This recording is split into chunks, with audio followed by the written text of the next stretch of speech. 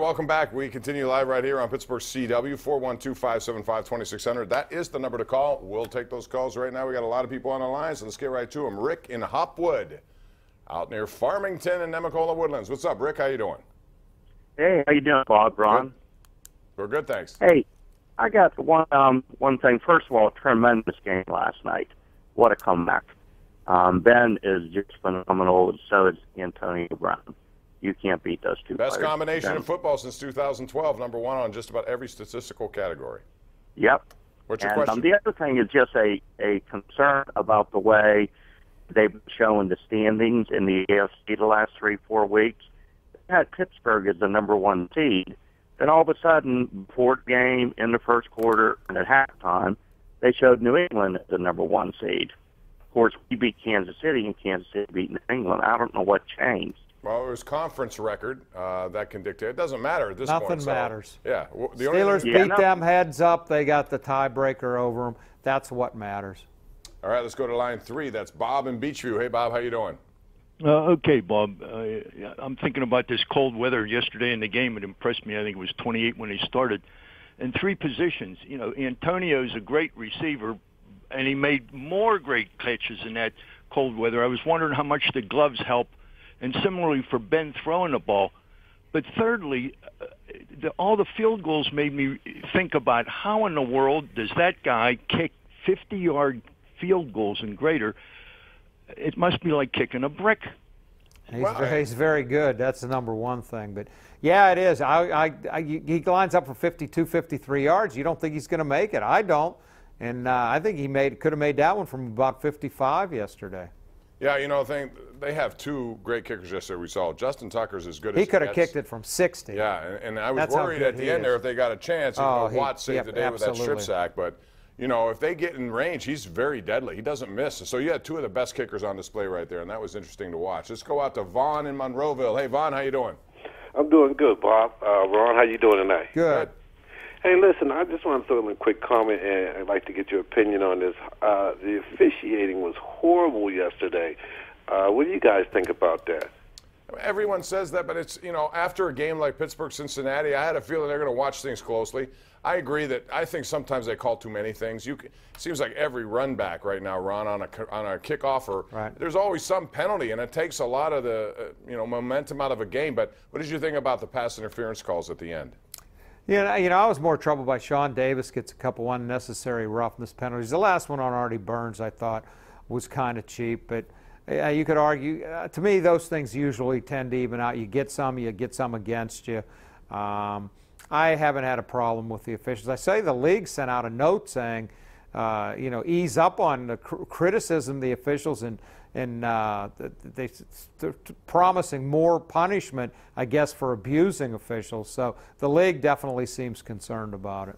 All right, back to the lines. We'll squeeze a lot of people in. We got Bob in Indiana. Hello, Bob. Hey, thanks for taking my call, Ron and Bob. Hey, this is your injury. You know, they say no news is good news. In this case, no news, I think, is bad news. I think he's in a lot worse shape than they're letting on. And I honestly don't think he'll be back. And I don't mean this year. I mean just I don't think that even matters, to be honest, Bob. I really don't. I think they're keeping it that way because it's a privacy issue. It's a health-related thing. There's HIPAA laws. There's no reason to have that stuff come out if it's on that.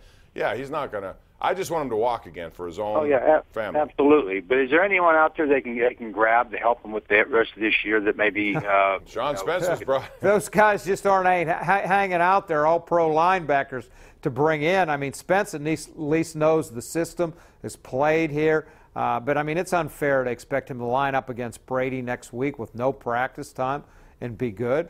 This is a big loss, Shazier. Big loss. He calls the plays. You could argue he's their MVP, although I'm really starting to think it's Joe Hayden on defense. The more he doesn't play, you realize that. It's a big loss. It's something they have to overcome. John, you know, I want to say New England's playing without their star inside linebacker, too. It's not just the Steelers. Dante Hightower has been out for a couple weeks now. He's done for the year. This is a guy that's helped them win the last 2 Super Bowls that they've won with big plays. So Steelers aren't the only team with injuries. No, and Carson Wentz, the logical leader in NFL MVP, although I think Antonio Brown has every right to be right in the middle of that conversation.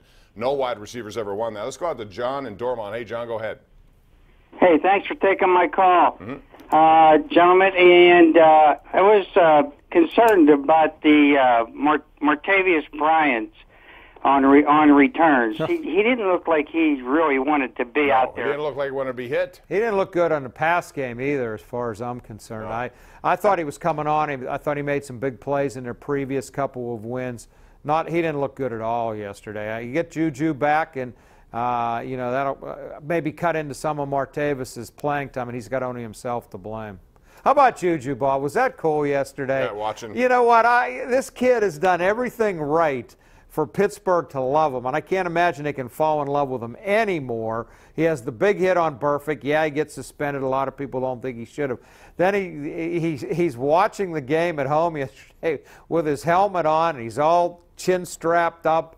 It was just, I laughed out loud when I saw it. I'm just thinking, you know, it almost is like contrived with this kid, but it isn't. This is just the way he is. He's a great kid. 20 years old, enjoying life. He's 21 now, All Bob. right, He's 21. legal. Harry in North Hills. Go ahead, Harry. We'll go to break. Yeah, well, thanks for taking the call. Hey, we can't have Brian bringing the ball out on the kickoffs.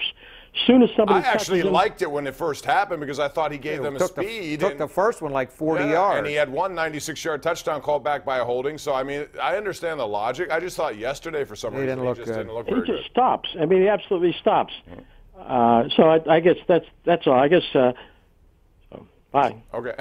You know, I guess JuJu doing. I mean, Fitz Toussaint is what he is. He's there for a reason. We've seen that before. I mean, maybe JuJu will be back at it this weekend. We're due for a break. Marilyn, Chris, and Brad all coming up next. Don't go away. Get your calls in now at 412-575-2600 right here live on Pittsburgh's CW.